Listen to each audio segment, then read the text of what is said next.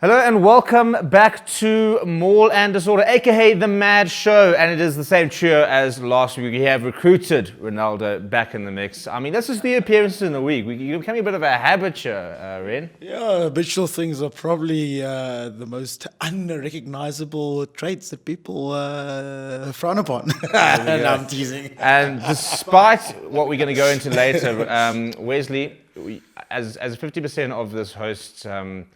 or the show's hosting capability, I might need a bit more from you from a predictions point of view, because it was a torrid weekend. How was the weekend of watching rugby there, gents? Where'd you watch the game? Where did you watch your predictions get worse and worse? Yeah, it was terrible. I think at most of the games, you could very quickly tell I was way off. So we'll get into more of that later about my predictions and just how poorly I did.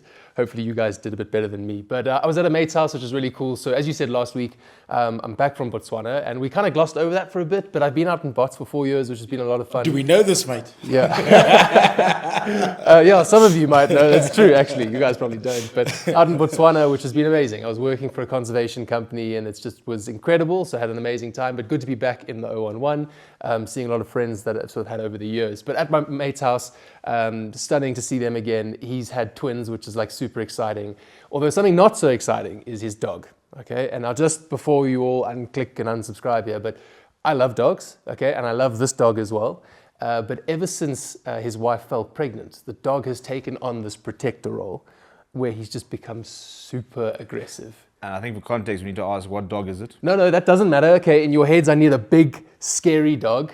It's a beagle, so it's not that scary. But anyway, look, this thing just took to me like I was an intruder. So much so. Fair, you have been in Botswana for how long? Like, can you see this? My whole shoe was in this thing's mouth. Can you? Okay. That is nice on a New Balance. So I go around to watch the rugby, go around to have a lack of braai, and this oak just decided. Is this like a plea to like shoe companies out there that you kind of shorten a bit of yeah, not sponsored unless. Yeah. But no. What's the dog's name, by the way? No, I can't name and shame him. No, he's a good boy. What he's doing, he's protecting his family. He's protecting his dad, his mom, and his 2 new siblings. So there's no ill will towards him. No, fair enough. It was quite a shock.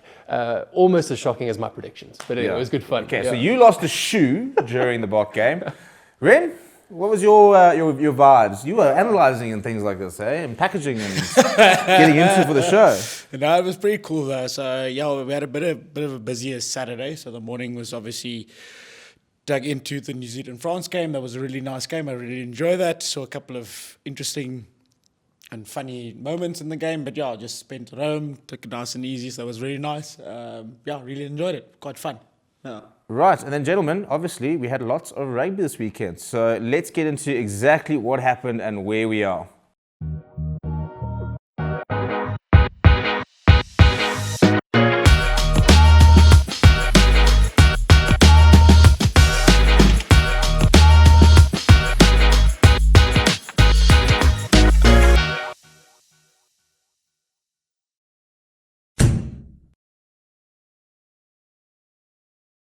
Right, so guys, the breakdown. First segment of the show, talking about the rugby we saw over the weekend. What a jammed pack Super Saturday in a sense. I mean, just games coming out of our ears. Obviously some really tasty matchups that we were looking to, but we're going to start with what Ren, you were alluding to in your little wrap up there, which was the France-New Zealand game. So Steve, I'd love to get your thoughts. Just high level stuff, blue sky, big picture, your gut feel. Tell us about the game. I think they've justified sacking Razor. I think big call. Yo.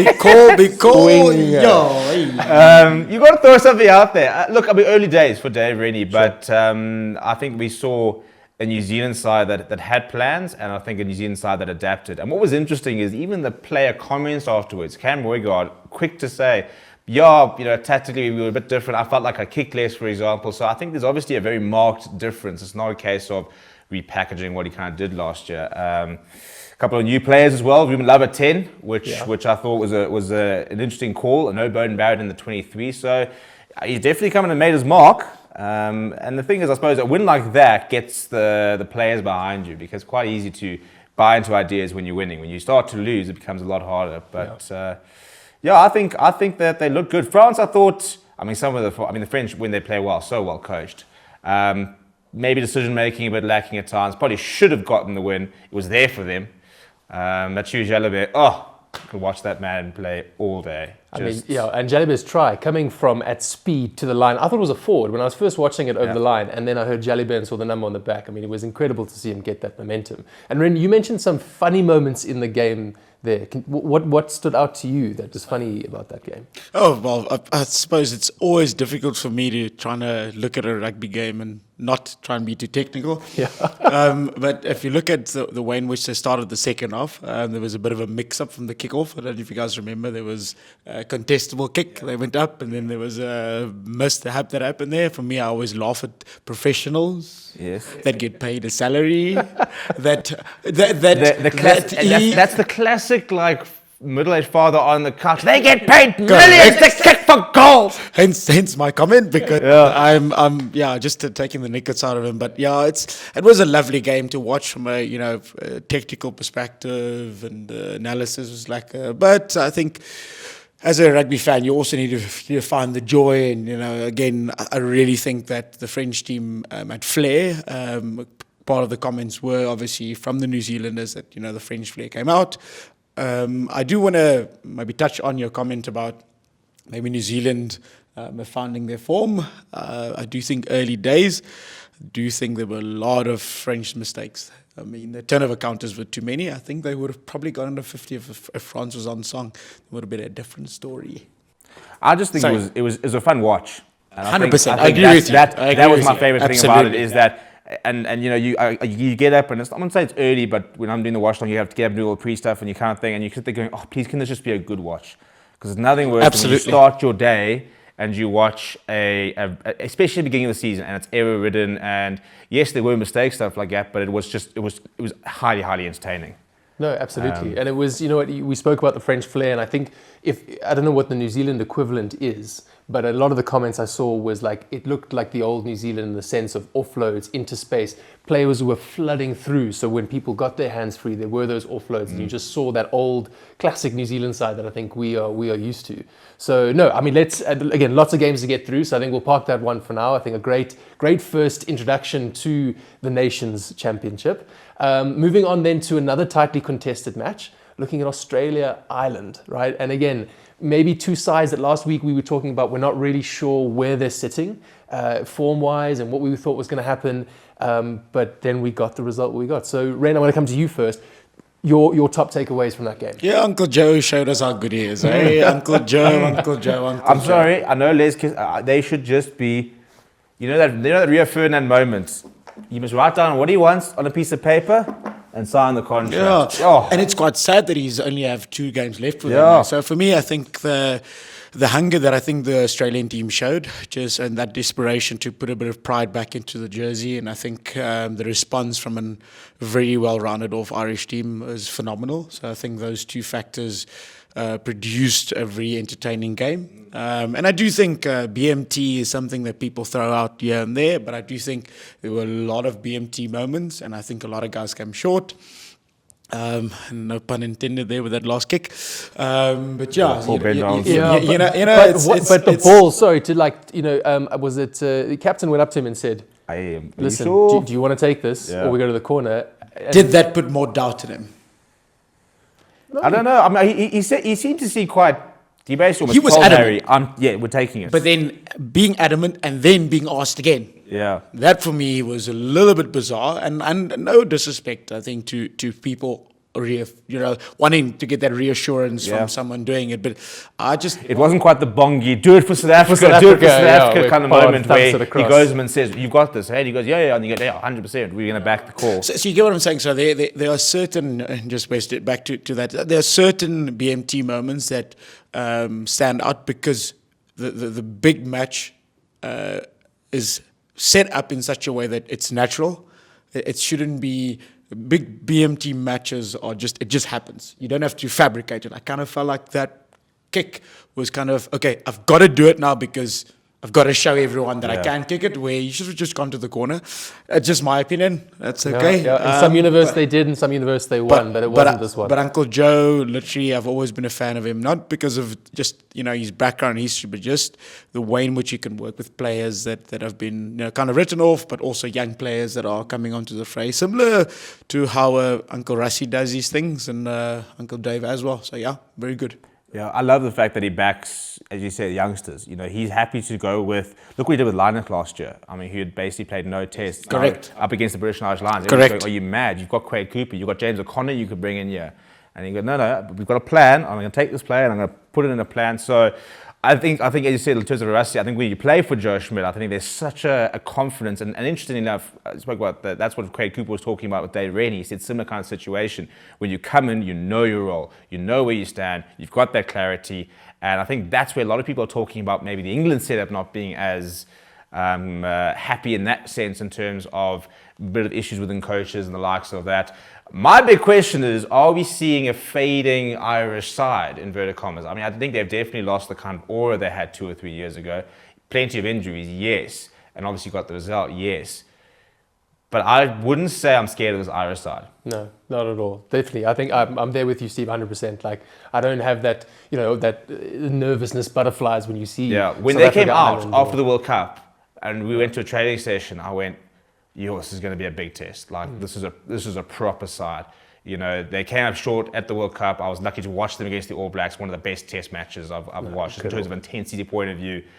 But I look at this Irish side and I don't get the I'm worried about them type of vibes. No. Who's the face of Irish rugby at the moment? The problem is your best player is Tyke Bird, who's like the quiet, just gets on with it. Engine we room, need a just big. does I mean, at least Sexton. personality. Yeah, at least Sexton was controversial. Yeah. Correct. No, but and you've touched on exactly that point. Their fly-offs has been their biggest issue at the moment, and all due respect, which they put inside themselves because they never picked anybody else. Yeah. And they never groomed anybody else. Fair enough, but also not. I think that they've had your Ross Burns and they've got very good fly-offs, but I don't know if them picking Prendergast is working for them in terms of putting fear into people. Yes. So he's not one of those controversial, in-your-face fly-offs. He does his part, he does his role, but it doesn't feel that whatever they're going to bring, we have to be prepared. Yeah, it's not like when Scotland We can says, figure it out on the day. Yeah, it's like when Scotland says, well, Finn Russell's fit, we go, oh, hang on. That's like now a different... There's a Scotland with Finn and a Scotland without. Yes, and there was a Scotland without this weekend, but I think I agree. I don't think people panic about their playing abilities, their Yes. ability to just attack from anywhere in the field. Gibson Park having the snipe because he knows his Best bailout nine is in the a world. very good fly-off that I can give to, and then there's just that opportunity. So I don't think that edge is there. And I don't know what their solution is because, again, the Burns brothers haven't necessarily lived up to the expectations. So Jack Crowley was being backed. Now he's injured at the moment, to be fair, but I would back him more. I think he's a great fly-off. yeah, so Ireland has got a massive bit of recruiting to do.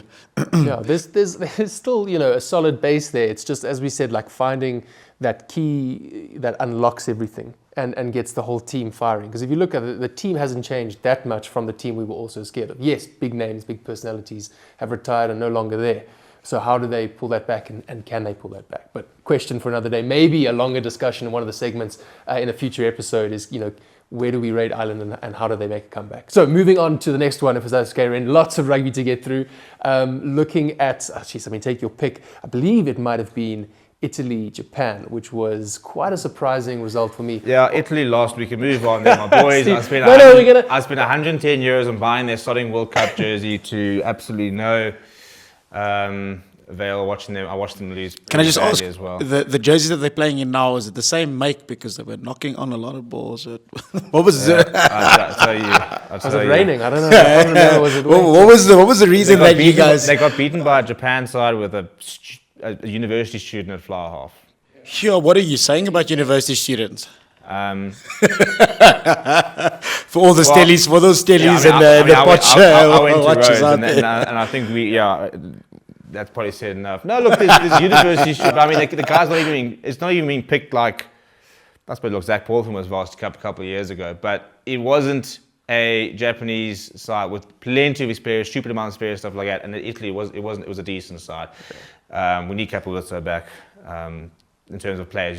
Players you kind of look at and go, oh, hang on, now they're playing. Not good. No, and I think this comes back to the difficulty. And yes, I'm going to make all the excuses for my picks, but the difficulty of trying to base teams off a couple months out, no form to go on, or the last competition that everyone played in. Again, Italy, for all, at least that I thought, and I think we said last week, looked pretty good in the Six Nations, right? I mean, they looked solid, they had foundation, and we thought, okay, they're going to carry that through. Every time Italy feels like they're taking a step forward, they take a step back. Couple steps back, which has been super frustrating. So, Ren, any highlights from that matchup, particularly in the Japanese side? Maybe we've lamented over the Italians. Sorry, Steve.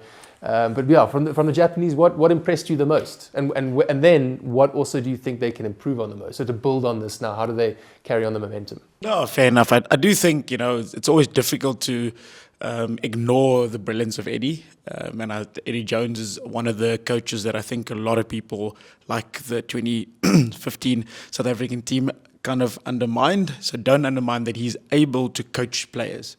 So when you say someone is able to coach a player, that means that you are able to teach them skills that make them stand out in very, hectic moments. This was one of the clutch games. Japan had to come through and they had to obviously play well. So I think their combinations work really well. Their foreign players, as well as obviously all of the players, and I say foreign players, people that have obviously not been born in Japan but play for them now. They've obviously become eligible, and their contingent obviously being there. But then all your Japanese-born players also standing up.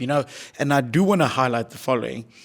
And I dare say this, New Zealand used to send a lot of players way back to have their sabbaticals in Japan. South Africa has done this more and more in the past couple of years. Has the South African players that go there and the New Zealand players also going there had a better influence on the Japanese players' quality? I think that is a big talking point for something else. Just as a fan's perspective. I mean, small things. I mean, they would basically ask like JC Creel, like, are you battle hardened because you play in this Japanese league, which everybody thinks is basically touch rugby? And he said, have you seen the size of some of the Samoan guys in there? He says just because you see it's a high-paced thing, but that's the thing. I mean, in that league, you've got all the South African players, you've got all the New Zealand players, you've got some phenomenal players in that Japanese league. So, all your Samoan, your Fijian, and some of the guys that go from Romania as well as Georgia, some of them that want to play a little bit, in a better league, in their local league, phenomenal. So, my take out of it is Eddie Jones just shows his quality in terms of coaching to, specific outcomes, getting players to, be well prepared and then executing on the Italian front. A little bit disappointed, obviously, by their result. But I do also think that a lot of times we, again, like we said in the previous chat we had, we kind of overestimate as well as underestimate. Sometimes you just let the player roll out. Yeah, no, absolutely. And I think what you said there's reminded me about, and I forget his name, and you'll forgive me again. I'm very much the casual fan. So you guys, this is where I'm going to rely on you. The captain of the Japanese side, the New Zealander-born, is that Lynch? Is that Lynch? Yeah. I saw on social medias this week, New Zealand approached him, or allegedly. Let me not say anything with certainty. Allegedly approached him and said, "Hey, do you want to come back?" And he turned it down. And I mean, that is quite something, right? As a rugby nuts nation as New Zealand, like South Africa, where every young person's dream who loves rugby is to play for the national side, the Boks or the All Blacks, to be able to get that call up and then to actually turn it down is something quite admirable, and it really speaks to kind of the Japanese are doing something right? Yeah. I think these days it's playing for Japan is not. They're two nations of inverted commas, but they're becoming more and more of a tier one nation. And I mean, getting to World Cup playoffs now, and there'll be a quarterfinal once, and then maybe they can get a semi-final and stuff. So I mean, when they're going to win the World Cup in the next 10, 15 years, probably not. But we need more tier one rugby sides, and we need Japan to be a challenge for teams to go and play, which I'm hoping they're going to become better and better. Obviously, they need to find big forwards. And try and sort of add that part. But they're progressing. And speaking of progress, tell you what, Wales all of a sudden are almost looking like a rugby team again. Fair enough. I just want to ask though, where does Japan fall? North or south? Sorry. Yeah, well, this is the problem. World Rugby. Let's put a poll out to you guys. Yeah. Where does this sit? For Japan. Tell us where, because it is in basically coaching, all over the place in terms of southern teams. Well, speaking of this, I mean, Wales and Fiji. I mean, Fiji's home game this Correct. weekend is against England in England. Correct. So It is kind of sad, and then maybe it's not the right platform to talk about it. But sometimes, and I think last week we spoke about this. World Rugby needs to also look at the way in which they, want to generate, revenue, but also who they're targeting, who they want to try and develop. Us as fans, and people that are just having a relaxed chat about, rugby, also need to look at their realistic economic, circumstances. The mere fact that Fiji cannot play in their home nation means that their spectators, their family, their friends, they don't have that. They don't get to go to the stadium and have that experience. And I don't know all the geopolitical issues and all of the issues that there. I don't know that detail. Not something to dive into it, but just the mere fact you've got to play your rugby in a different country. And in England. Yeah. Again, Sorry. Maybe logistically it works out that they play in England. I don't know, but it's just one of those tricky situations. And it's for me not nice. But how frustrating that Fiji have to contend with time zone issues and jet lag, and England don't. Get what I'm saying? England flown straight back to the same time zone, and Fiji will now have to go for a inverted commas home match in England. It's not ideal. No, but it's the first year, and again, I mean, as you said, broader point about trying to look at how do we enable nations to play in their nations. Yep. Right? If it's the Nations Cup, there should be every opportunity to do that, or at least closer. But no, it's a fair point. And then actually on the Fijians, Steve, what did you think of them? Obviously didn't get the result that they wanted against the Welsh side, but did we see a Fiji slightly slipping back to the Fiji of old, a bit chaotic and disjointed? The biggest problem with Fiji is the logistics of them. All the players play outside the country. Lots of them some of them in the Japanese league, as mentioned. Obviously, some of them in the French league, some of them in the Prem and the likes of that. So they're going to continue having the issue of players not being available half the time if they've got games outside the window. They don't get... Rusty has alignment camps and he says, right, come for the week and we can see where you are fitness-wise. This is the plan, this is the thing. And they just don't have that. They've got the players. There are some proper players in that Fijian side. And I mean, them getting as far as they did in the last World Cup showed that. But until they have a opportunity to kind of keep their players within Fiji... We know Moana Pacifica is dropping out of Super Rugby, so that's a problem. They don't have a local side, they don't have a local competition, they don't have their players inside their country. It's the same as the likes of Georgia, for example. There are a lot of Georgian players playing in better leagues. Argentina have a similar problem in terms of all their players have to go basically play abroad. And Argentina have got incredible talent. But I mean, Argentina, if you look at some of the results they've had, they should be contending for World Cups. And they've gotten to semi-finals, the likes of that. But it's a similar like Fiji. I think we underestimate exactly how lucky we are that we've got players who can get together. We can have extended training camps. We've got players all playing within... Yes, obviously we've got Japanese and experienced players, but there's a good 50% of our squad plays across 4 franchises. This weekend, if you look at the Boks, for example, 2 Stormers props on the bench. Your hooker and your number 5, Bruno Kia, is taking line-up balls from Johan Krobelov. They play together. Fiji won't ever have that at this stage. They're not going to have the situation where your 2 centers are playing at least locally together, all these combinations. So you're kind of walking into a Fijian training camp going, hi, I'm Steve. Versus where, at a Bok camp where you're kind of almost flying together with your various different people. No, and I think you're absolutely spot on. And I think you also owe me $100 because I think it's this economy. Yeah, well, I'll take 95. A whole liter of petrol. I think we're under 20 minutes, and Ronaldo's got his book out, and he's going to tell us something technical. So I think there. No! I was actually checking something else. Oh, damn it! Then I owe you $100. I thought couldn't help yourself there with the technicality there. Just man is filled with facts and figures. Oh no, fair enough. Yeah, no, it's interesting that you obviously look at that stuff. Now, I didn't have any fact or figure about this Fijian side. I did want to make a comment about. You said obviously them playing there, but I don't know if it's an administration issue on the Fijian side. Or is it an administration issue on World Rugby side? And I do maybe think we should open up maybe because we might have Fijian, viewers, and maybe ask them the question, what is it like from your perspective? What do you guys make of it? Sorry, that's actually what I wanted to. I wanted to just have a look at who they're playing next. Oh, they're playing England. I'm teasing. No, but it's a good point, and this is why we keep talking about the fact that World Rugby have to do more. for these nations. But I mean, World Rugby, we tend not to ever really appreciate World Rugby. But tell you what, somebody who's interested houses for a lauding of World Rugby, kind of segment into South Africa. And Rassie Erasmus very happy with the Maul laws and some of the stuff. We did see more Mauls this past weekend. But how cool is it to be a Boks fan right now and to kind of go into games and we're now putting 40 points on anyone and everyone at the moment? No, it's insane. It's unbelievable. And you spoke about that first test match. It felt like a test match in terms of France, New Zealand. It was tight, it was hard fought, it was, and then the same thing, Australia, Ireland, it's like a test match. This is going to sound weird, but I almost feel like South Africa's not playing test rugby. Yes. Because this is going to eat my words, but it's too easy. Like we're putting too many points on too easily. It's not the World Cup where we fought in those last games. And we know tournament rugby is different from test rugby and World Cup rugby, especially the injuries and the depth.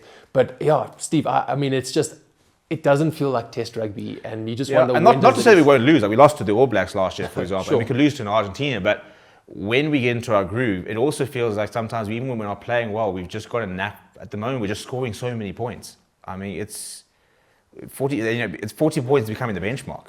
Yeah. Can I maybe then jump in there? I think the idea of test rugby is obviously based on eras. If you've got specific eras, if you've got specific rugby models, game styles, specific different players that are playing.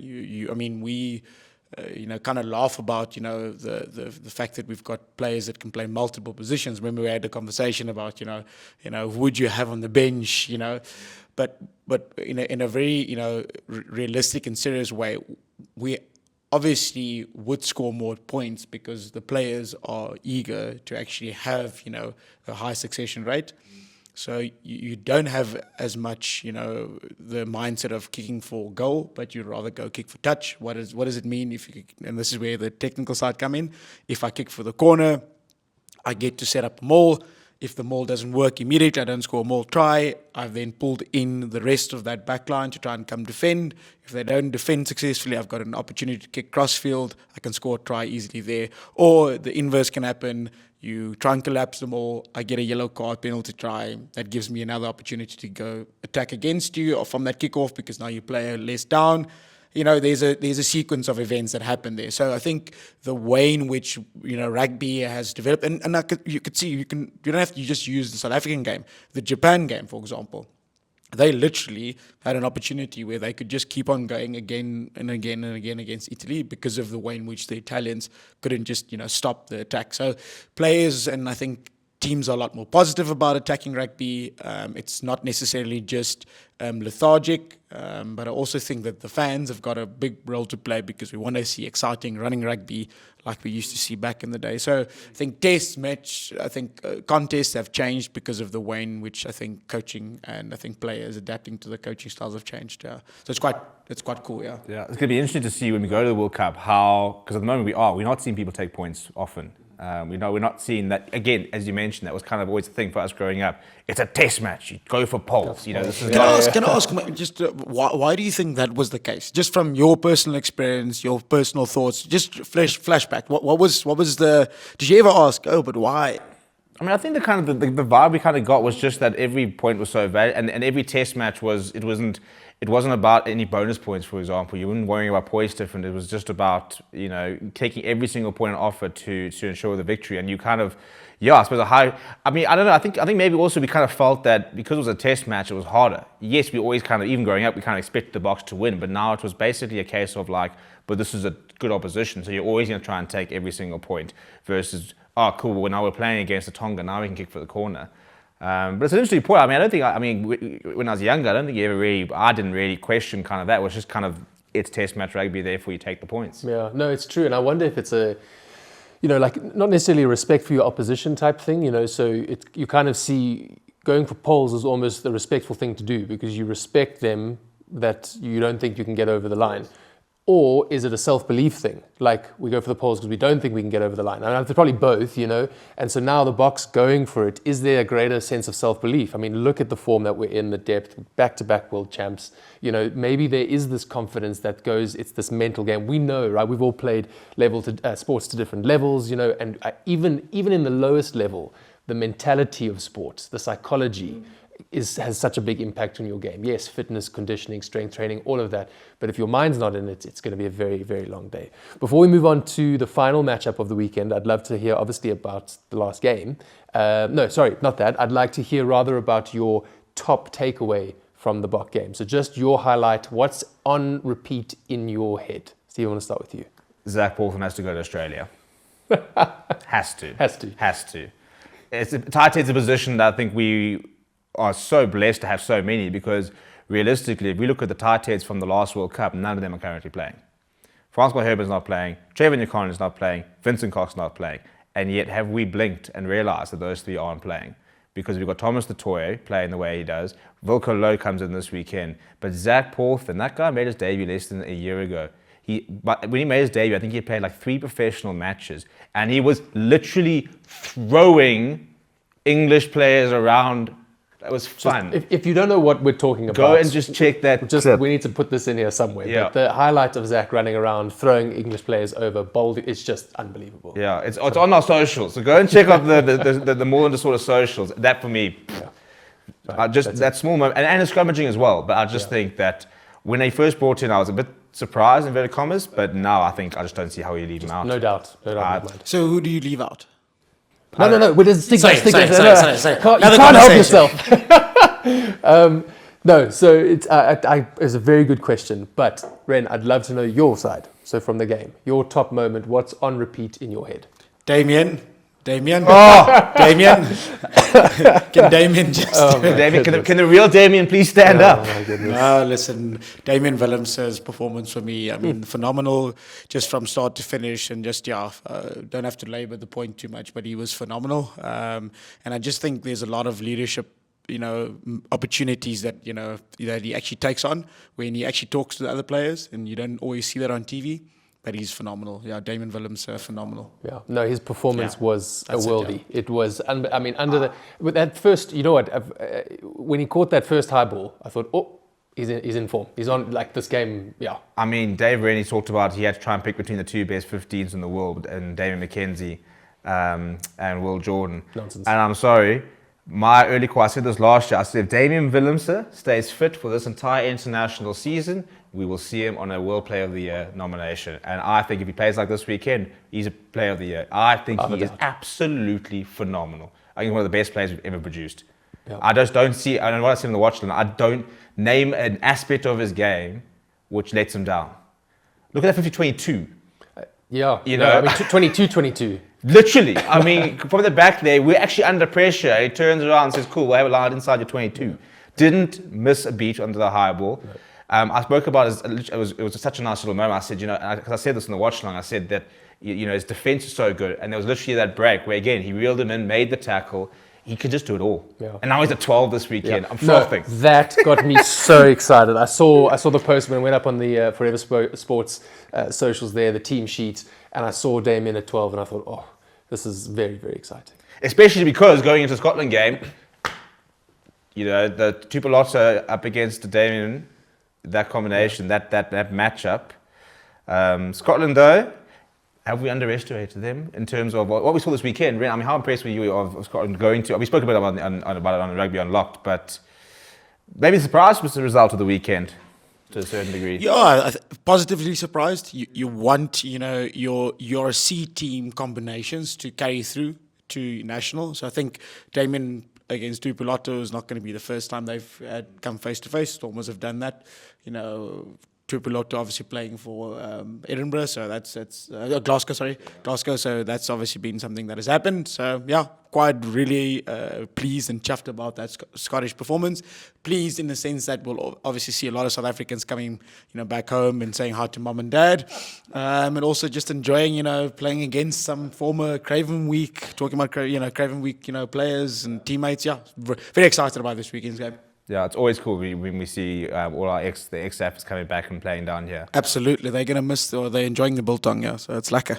Did you see that clip of, is it Benso, when the South African national anthem was on? Yes, and he was in the stands. And trying not to sing Yeah, it. and there was, a camera on him. And I mean, fair play, because it's just instinct. And it will be instinct for him. And it's, that's a position I don't envy, but it's the position he's in. But Renzo, tell us then, with that Scottish performance, do you feel like, because I feel like Scotland is always so hot and cold, like I feel like they're really struggling to get that consistency. So I put them in a group of like an Argentina, maybe Italy sneaking in at the bottom of that group, hot, cold, even a Japan. So, I mean, Scotland will want to start producing consistent results, winning results. How do they do that? What do you think is the one or two things that actually allow Scotland to just settle and start consistently winning or getting close to that winning mindset?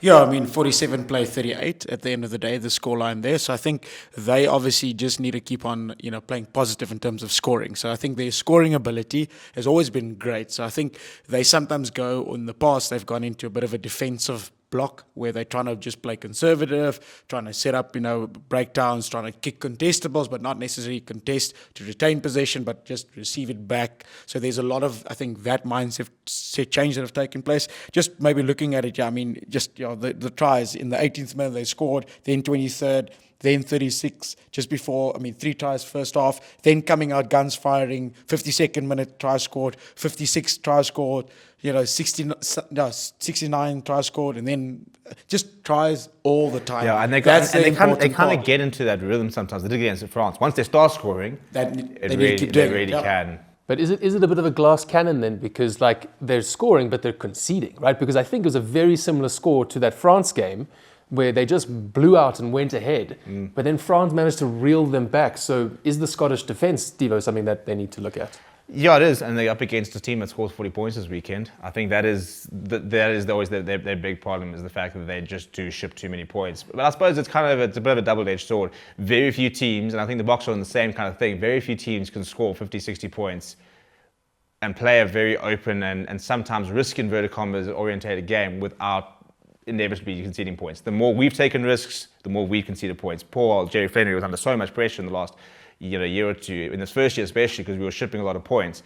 We were also scoring a lot of points. So I suppose it's a bit of a necessary evil. If you want to be expansive, you want to score lots of points, you're kind of going to open yourself up to conceding. No, absolutely. So wrapping up the breakdown there, just a quick take on the week. We understand, again, a lot of rugby, a lot of sports have a lot of responsibilities going on. Maybe you weren't able to watch all of the games. That's why you have us. That's why you have here the Mad podcast and show. So hopefully that gives you some context about the week that has just happened. Los Pumas will be very sad, obviously, but we'll talk about them a bit more later with the results. But that was it. So we hope you enjoyed it, and we're going to get ready for the next segment.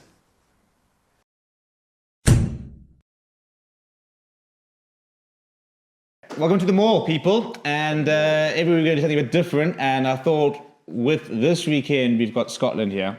So we're going to do a tier list. Fantastic. Love a tier list. Love a tier list. National anthems. Oh, this is going to get so we're going to basically, I've got 6 nations and our rugby championship. Okay, 10 teams. The ones that we've all seen. So we've got 10 teams. We've got 4 tiers. We've got the GOAT tier. We've got Test Match Standard. We've got Club Rugby. And then we've got Super Rugby Pacific as the worst one. Which I think is fair these days. Super Rugby minus the South African teams. Just horrendous. But accurate, fair. Yeah, well, if you're from if you're a Super Rugby Pacific fan and Stan, jump in the comments. But yeah. So and the main thing is people go to try and have it reasonably distributed. So yeah, unfortunately, some of the anthems are going to have to go there. We're going to start with Ireland, which obviously they kind of sort of have 2 in Ireland, the likes of that, but. Shoulder to shoulder, Ireland standing tall. Where we putting that? We can't just start too heaty, eh? It's a pretty solid couple of anthems. I think the 2 thing throws me, and I don't know the political reasons for that. Actually, I do, and it's very sensitive to North and South. We don't want to cause any issues just immediately.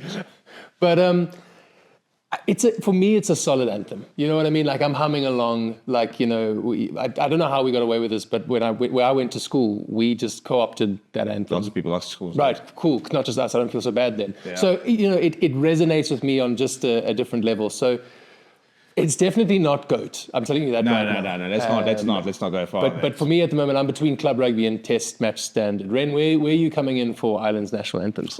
Oh, it's interesting because, experiencing it is something different. You get chills down your spine. So I do think it's bordering for me.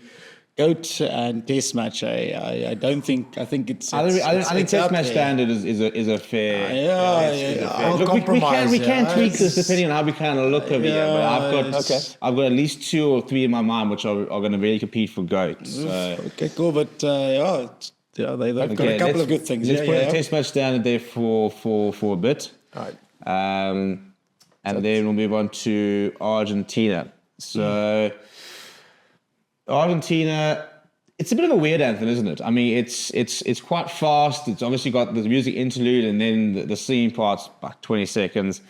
The biggest problem, again, is that the Argentinians are such emotionally passionate people that we suddenly see them crying after the anthem, and I start really worrying about the 80 minutes of rugby to come. Where are we at with this one? I don't know. For me, there's nothing that sits there for me. So I'm between club rugby and Super Rugby Pacific, to be honest with Argentina. I mean, it is passionate. It's short, sharp, and sweet. The singing part, because you're right, there's this musical interlude that goes on for a while. So I think that for me, it doesn't resonate. Bren? Also, kind of feels a little bit it's like a long intro. I think also lack of understanding sometimes gives us a different perspective. So I think club. I don't necessarily think Super Rugby without South Africa, but club for me, yes. Okay, well let's go. Let's go with club. And we have to knock it down later. Then we can. Right, Australia. Sorry, for me, club, and actually for me, straight club, or for me specifically. Sorry, yeah, I must admit, I don't think it's an anthem that. No. Yeah, if I think about, and I think that will maybe be where I am with my GOAT. Is there's certain anthems I want to go and experience in the stadium. I definitely don't sit there going, I need to go experience the Australian national anthem in Australia. I don't know, Wes. No, I'm with you. For me, I probably resonate more with the Argentinian anthem than with the Australian one. So we're going Super Rugby Pacific here. 100%. Let them go where they belong. Yeah, there we go. You know what? They're at the bottom of Super Rugby Pacific and now at the bottom used to being down under. There we go. No disrespect, Australia. No disrespect, but your anthem is trash. Maybe you can tell us a little bit more about what your anthem, means and who wrote it. I don't know. Get in those comments. The next one over here this is a touching point for me because I think I've heard this anthem about more than 4,000 times because the French don't have songs like the English do, for example. They don't sing Change the Laws like we do. All they do during games is sing this anthem. So during France, you'd be watching Italy versus New Zealand. All you'd hear is the national anthem being sung about 4 or 5 times. So I've heard this anthem probably maybe too many times. Look, it is. When I did watch France in Lyon, it was cheapers, okay. Yeah. But it's quite an empty anthem when you start translating the words as well. It's the blood of my enemies will scatter upon the fields, the likes of that. So it's quite emotive. Where are we at with this one? So I'm curious to see what your exposure to it, where that puts you. For me, I think it's up there. It's test match. It might even be bordering on GOAT. Like it is just such a powerful anthem. I don't know any of the translations. Even with that ignorance, it again just sits there for me. Have you guys seen that clip of the nuclear submarine being launched up by France, and they sing the national anthem? No. It's in this. If you've not seen this, I have not seen that. I would not like to see No, that. you must. No, you must. We'll get the clip out to you guys because it is this. It feels like a sci-fi movie. They're in this massive indoor hangar. The sub is suspended above the water. They're singing the national anthem. There's reverb going on. Chills. So yeah, I'm swayed. I do think it is a good anthem. For me, test match. I can't quite put it in GOAT. Yeah, I'm not. Well, I wouldn't put it in GOAT. It's kind of been ruined by me because I just heard it so many times. Sorry, Fred. I appreciate the 38 days I spent there, but I didn't hear it too often. Rin, are you in test match? Straight test. Test match. I think test match. It is an emotive anthem. And now, just for those who are unfamiliar with tier lists, you can rank within a standard, right? So, for example, we've got Ireland and France there. So to the left is better, to the right is worse. So just quickly, while we've got them there, are we putting the French above the Irish I anthems? would, personally. Yeah, I'm with you there. You guys are maybe a bit more French inclined there. I still think Ireland is up there. So no, I'm going. I think there's 2-1 here, Ren. Sorry, bud. No, it's all good. I was going to say I caused a quick boxing match between the two of you, but let's be a little bit less violent. Okay, so France going. Is that because of the French anthem? Yeah, Yeah, exactly. Okay, New Zealand. Ren, you kick us off. Yeah, club level. Yeah, I really don't. It's true because I felt like club was disrespectful, but then I realized I'm not rating the team and their rugby; it's the anthem, you know. So I think a solid club, and I think below Argentina for me, to be honest. I think the passion, you know. Because do we include their haka as part of the anthem? no, It's no, not right. no, just the anthem, Just for just clarification. Yes. No, just the anthem. If we start throwing in huckers and the likes of that, then we can start the England. Well, it changes. It's changed for the first time in the last couple of years, and I've got to say the king. Super Rugby Pacifica. I like how quickly you were to go down there. It just, you know, it's the king. It doesn't talk about the country, doesn't talk about the beauty of the nation. You're not a royalist, are you? No, definitely not a monarch. But it doesn't talk about anything other than one individual, and the country is so much bigger than that. And I feel like that is actually emblematic of what is sometimes the issue with English sports. Is it's so individual driven instead of this team. Like the Springboks are the Boks. It's not Sia or Peter Steff or whatever. It is Boks. But who are the English? Henry Pollock, Jamie George. It was Owen Farrell for a while. I think, Owen Farrell? Well, ever since it's not been Owen Farrell's when they've gone downhill. No, I'm happy Super Rugby Pacific. We've also just dispatched them. They are going to confiscate my passport, but I think below the old prison colony there. That's controversial. We'll throw those two together, and then people in the comments can start having their own little battle. Perfect. Italy. Are you allowed to comment on this? Or are you too biased? Like, are you going to be able to be objective or? Hey! I just invested. It's even there. This jersey over here was a big purchase. I said I was going to buy one team's jersey of the World Cup. For me, I'm a club rugby. Club rugby. I don't think it's. Pacifica. You're at Pacific. No, I just think that it's again similar to the Argentinian one. I think there's a lot of just instruments and just music and no words yet, and then we wait, and then this, and then that, and no, get on with it. 3 minutes down the line. This is very.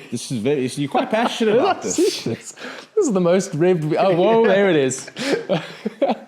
Okay, well, it's so either bottom of club rugby or top of Super Rugby Pacifica.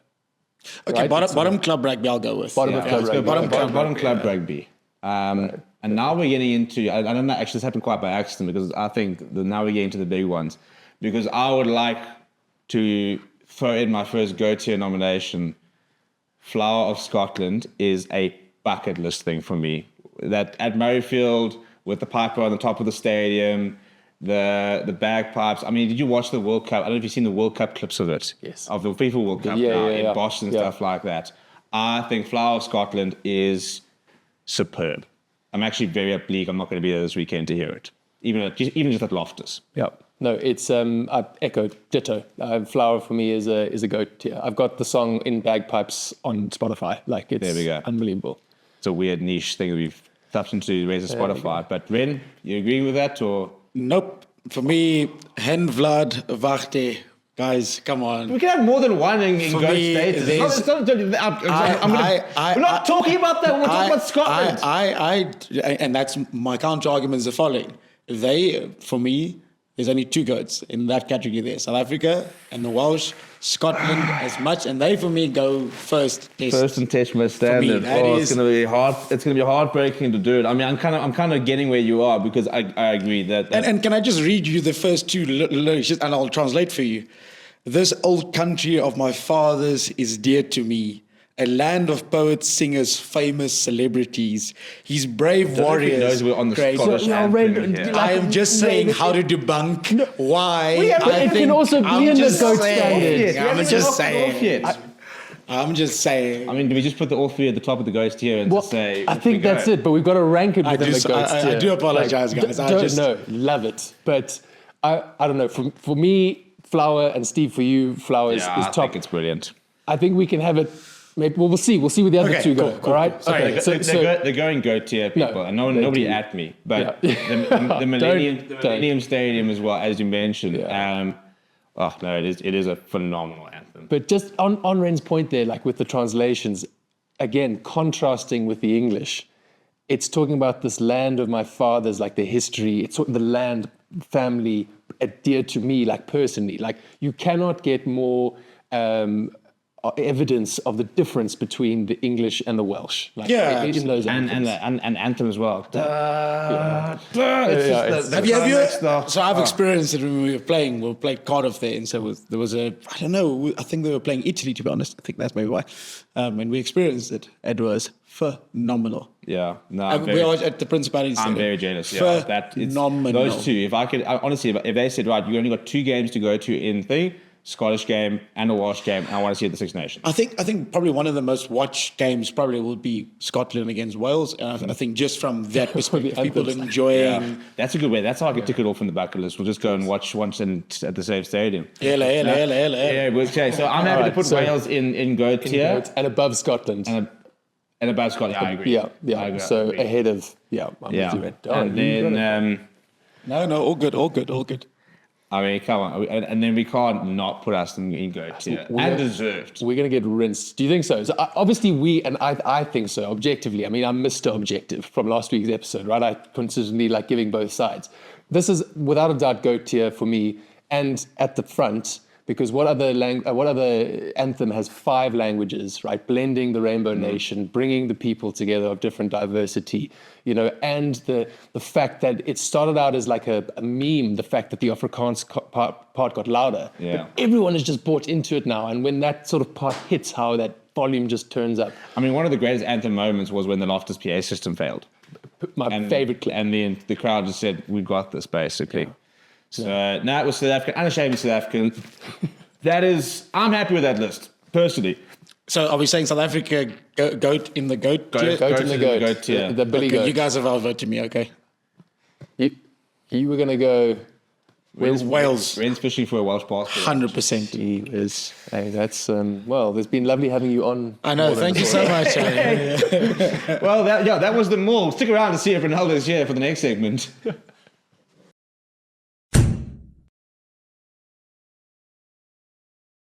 Right, guys, we are coming to probably what is my favorite segment, which is the Maul of Fame. So last week, if you remember, we had a clip from a local rugby club, Pirates Rugby, of that prop putting in a massive body shot, I think on the number 8 of the opposing team, Correct. right? Who looked like he was going to have a storm of a run, and that props had other ideas. And he did this little shimmy afterwards, which was brilliant. If you've not seen that clip, go check out last week's episode's part of the Maul of Fame. It's a fantastic little segment that we're going to see. But this week, we've got a whole new clip, right? Because the idea is what we want to do is we want to create a leaderboard, right? Like a Hall of Fame. We want to have a series of clips, rugby clips from international games to local club rugby of just the greatest and the worst rugby moments that have been captured on film.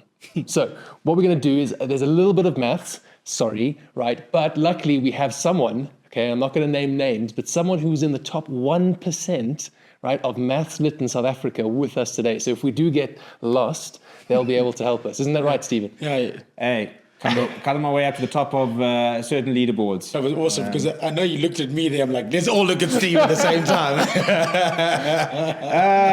Well, just tell us what's the score. Okay. All right, here we go. So it's quite simple. If you think the scores, the video is not that good, it's a penalty. It's 3 points, right? So you're going to give it 3 points. If you think it's a pretty decent clip, what's our qualifying criteria? So, for example, if something's bad, are we saying that that's only going to be a low tier point scorer? Yeah, I think, it's like what emotions, what does that make you feel? What do you think that clip is worth? Is it a penalty? Is it 3 points? If you think it's a bit better, solid clip there, but it's not quite getting your juices flowing, it's going to be just a try, 5 points. And if you think, my goodness, this thing gets me excited, right, in all the right and wrong ways, then it's going to be a converted try. All right, so that's 7 points. Okay, so basically 3, 5, and 7. And the idea is effectively, we will all give it a rating.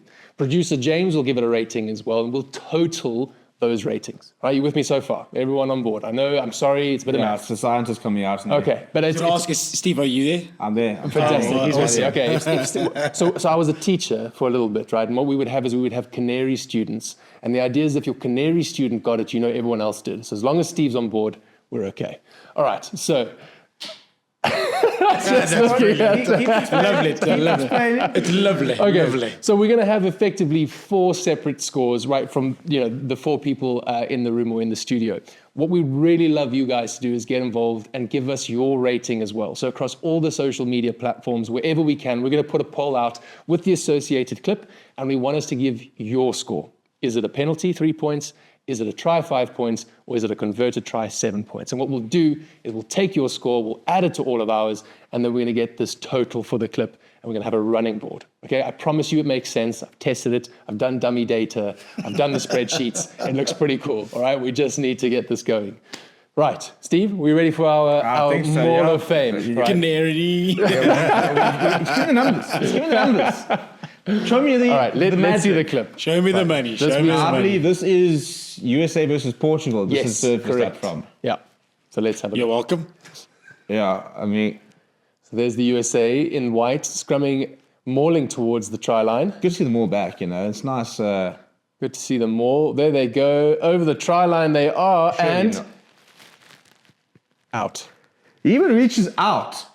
So he's jumped over the dead ball line there. And I think we're going to need to see that again, because the best or the worst part of that clip for me is the player's face when he turns around and looks up and puts his arm in the air. And Disbelief. Look at the Disbelief. teammates were going like what? Yeah, it is just a sight to behold. Really solid maul from the US. Oh yeah. Well, I mean that's about 15 odd meters now. And at what point here do you think, does no one go, Like tap, he does. You can see the number 6 does Yes. basically say, "Hey, Do you then tackle your player there and then just tackle him and get to the ground, boy? that is quite something. Now, I know, we've all not quite been there and obviously at that level. But I mean, tries? No, no.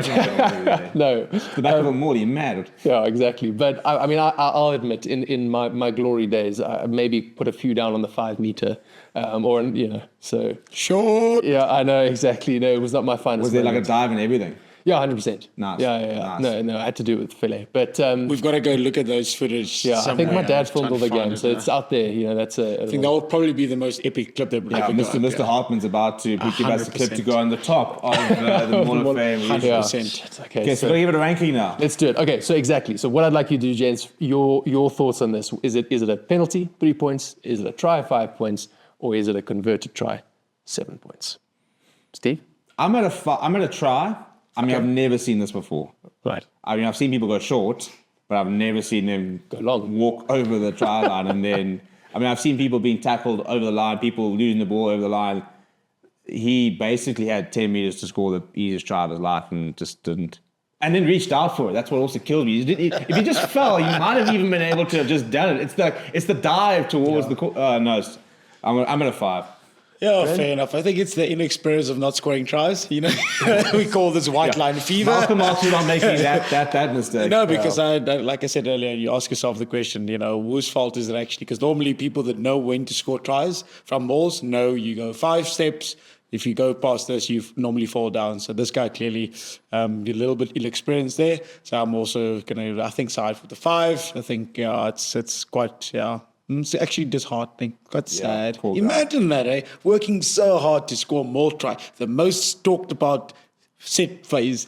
In rugby, you go circle die, and then you get it wrong. You decimated them as well. Yeah. No. It's something to behold. Okay, so we've got 5 and 5. I'm going to go with a 3. That's a penalty for me. Yeah, I think, it is shocking. It is sad to see, but it's just not that exciting for me. And in terms of that, you just hoped there would have been more more there that could have got him down over the line before. I'm just saying that it seems that there are people out there who don't know where to score a try line, and they've read it further down the US pipeline than you did, Wes. So maybe that's why we added 3 points.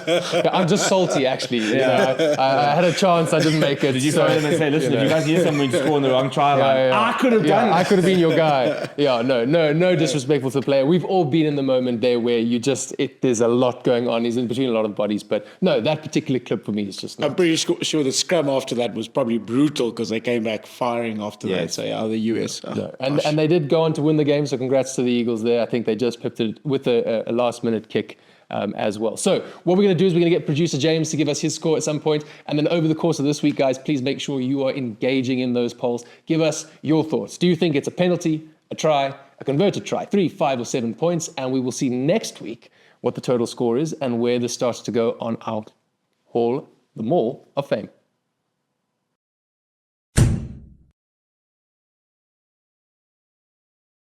Right, chaps, welcome to the next phase.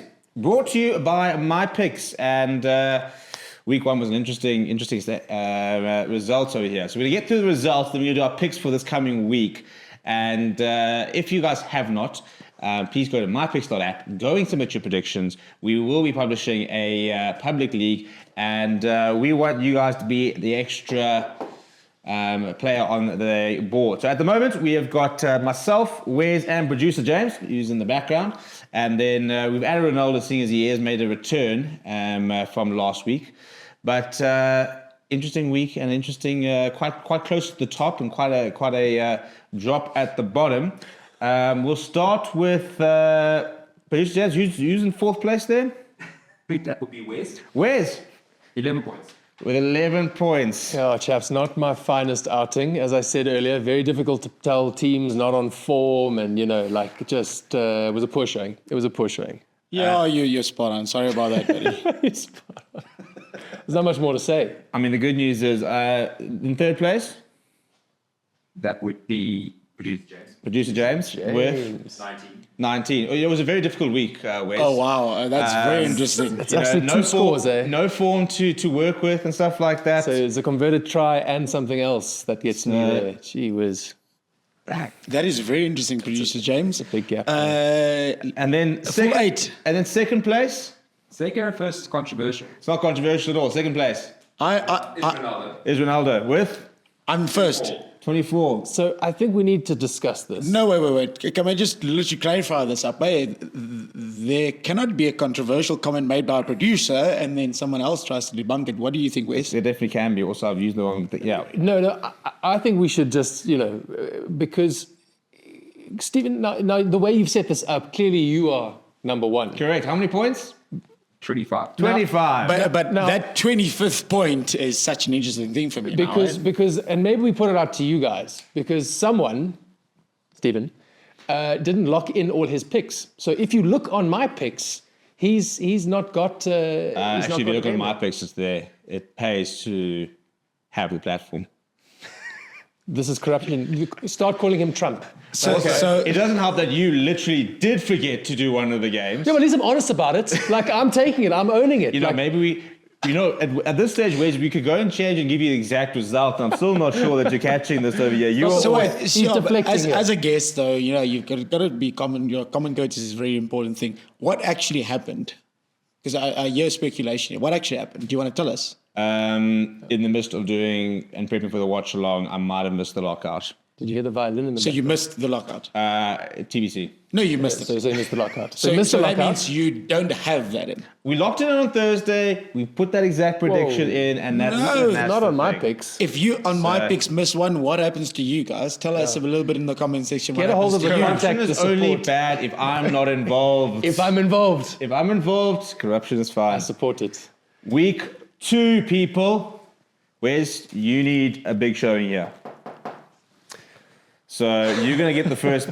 In fact, maybe we shouldn't give you the first pick because that's what happened last week. Maybe we need to give you all the help you need. Ronaldo, I'm going to give you first pick. And first up, we have. Yeah, first up, we've got New Zealand against Italy. There, I'm going 57 New Zealand, 17 Italy. A good 40 points difference there. Yeah. Yeah, that's what I think. I think it's going to be a very big scoring margin, and I think New Zealand will come out guns blazing. A lot of changes here and there, but yeah. Okay, I'm going to go next. I'm going to go at 47 points to 15. So I also just, think. yeah, 57 for me, 17. Just Yeah. You go 47, 45. Sorry, about 47, 15. 47, 50. Yeah. Okay, very tight. I'm going to go even a bit further. I think the All Blacks will even click more in that second week. So I'm going to give them 60. Right, I'm going to get the 60 there. You're just actually going as high as you can. Well, I just think, it's given the form now, because now we've seen around recent form. Okay, So I'm okay. going to go 60, and I think the Italians do get on the board. I'm going to go 60-22. 60-22. Okay, and producer James got lockers in the background. That's where it's quite fun. We get to see what he predicted over there. Taking up, we've got. Yeah, fair enough. Then we've got the Australians hosting the French team. So that's obviously going to be a nice, tough one. So maybe from my side, I think the Australians are going to come on a bit short there. France will beat them by 9. So I go 42 for France, 33 to Australia. It's a high-scoring game. Yeah. No, I do think it's high scoring, but yeah. I think Okay, Wes? Right, I'm going to go, the French, I think, are going to pip them again. I just think Oz was showing good signs of improvement, but not enough just to quite beat the French, and the French will come out swinging. They'll be hurt from last week. Yeah. I don't see it being that high scoring. We know the French can score, but I think, the Australians, they were looking pretty good in defense. So let me wrap that up. I think it's going to be 30, 30. It's going to be close, 30-23. One try. For France. 30-23. I'm also going to go French win. I'm going to go, and we'll have to get the captain here on the prediction. I'm going to go 26 points to 14. I think Carter Gordon being ruled out for Australia could be a big. This is going to be. I'm going to throw my differentiator pick. This is either going to go very badly or very, very well for me. But I'm going to try and find some space between myself, Ronaldo, and I've got points to play with when it comes to Wes. That's fine. Don't call it a hustle. Yeah. So Next up. Yep. Yeah, next up, Japan is hosting Ireland, so that's also going to be a nice and tight one. Wes, you have to give us a prediction first. Yeah, where's you go first? Okay, Sorry. prediction first. I think the Irish will take it, even And though it Japan's doesn't in have to good be form. a novel. Yeah, we just need. Stop trying to justify this. I'm actually trying to think. Yeah, that's the problem. I'm hearing a lot of justification for a score that didn't really justify the justification. It's true. Yeah. Okay. So I think Ireland are going to take it. I think they're going to score quite nicely. I'm going to go 37. I think Japan do as well. 37-27, 10-point margin. 37-27. Sure, Steve, maybe you go next. I think Ireland have got a lot to prove, and I think that physically, I think they're going to outmuscle. At least Hello. Can we just say that was cheating? But okay, at least get back. Just lock it in this time, please. You know that even before that, I'll still double your points. I'm going to go big score line here. I'm going to go Ireland 40, Japan 18. Yeah, I think that's a pretty fair one as well. I went 39 to Ireland, 17 to Japan. So we're quite close there. Yeah, And 22 clearly points. collusion. Yeah, fair enough, Collusion. Yeah. 100%. Then I believe we are into. The next one. Yeah. So then we've got the next one. Then we've got Fiji that is hosting England in England. Phenomenal one there. I don't know. Do you want to go again? Yeah, Steve, you go kick us off there, It's quite an please. interesting one, isn't it? I think England get the job done here. Yeah, They have to get the job done here. I'm going to go 28-12. Oh, that's interesting. Wes, you next? Yeah. No. I mean, how lovely would it be for a Fijian win? But I do think the English get it done at home. Well. Small H. I'm going to say, England score a few points. I'm actually saying England click quite nicely. I'm going to say 40 points. The Fijians, we know they can score from anywhere, but not quite as much as England, 40-17. Oh, very interesting there. I'm going to go 47 to England, 21 to Fiji. I think they'll get a couple of tries in. Yeah, that's it, yeah. Okay, you want to go to the next one, the big one. The one that we're all waiting for. So we've got South Africa that obviously hosts Scotland. So I don't know, should I go maybe first on mine there? Yeah, absolutely. I think South Africa is going to go 47, and I think Scotland will also score a couple of good tries, 31. So I think there's a tight one there. So Scotland 31, South Africa 47. I'm going to go 36-20. For whom? For whom? No, it's an important thing. So we have it on camera, otherwise you can just change it later. It's important you lock in your things on my 36 points to 20, Boks to win, Edel van der Merwe on the score sheet. No, You we can't are. add that into my picks, but I'm going to throw that in. It's a bit of free wisdom out here for you. So I'm gonna let's see if we can keep the Bok 40 plus score going. So I think the Boks can get above 40. I'm going to give them 43. I do think the Scots get on the board. So I'm going to say 43-15. Okay, very interesting. Very And then interesting. to wrap us up, Yep, we've got the last one there, Argentina, that obviously host Wales. I think I'm going for 35 to Argentina. I do think Wales will come up short, 27. So it's a very tight game for me, but yeah. That's yeah, my I'm pick. going to go slightly low. I'm going to go 30 points to 14, I think. Okay. I don't know what to read into that Welsh performance over the weekend, but I think that I think if Argentina up for it, I don't think the Wales get that many points. Just lock it in again, please.